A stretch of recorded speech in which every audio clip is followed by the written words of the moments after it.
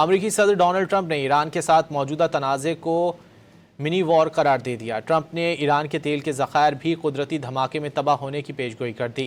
दावा किया कि व्हाइट हाउस की तकरीब से खिताब में कहा कि तेल की कीमतें इतनी कम होंगी कि लोगों ने ऐसा कभी नहीं देखा होगा।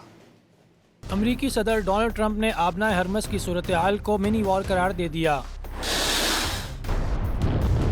ट्रंप ने ईरान की अस्करी सलाहियतों का मजाक उड़ाते हुए कहा कि वो इसे एक छोटी जंग कहेंगे क्योंकि ऐसा ही है। व्हाइट हाउस में तकरीब से खिताब में दावा किया कि ईरान की बहरिया खत्म हो गई। तसव्वुर करें कि ईरान की बहरिया के पास सिर्फ 159 कश्तियां थीं।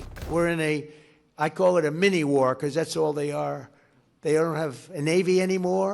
Think of it. They had 159 ships, 159 ships in the first 2 weeks, 159 ships. I actually got very upset. I said, how quality were the ships? They were very good. I said, why didn't you just take the ship? Why do you have to send it to the bottom of the sea? We could have had, and let's say out of the 159, we could have taken 59.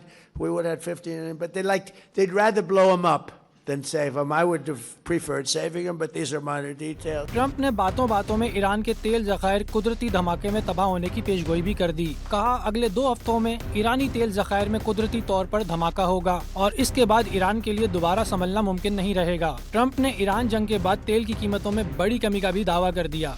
And I see it going down very substantially when this is over, Chris. And I think very rapidly too, at levels that you've never seen, because there's a lot of energy out there.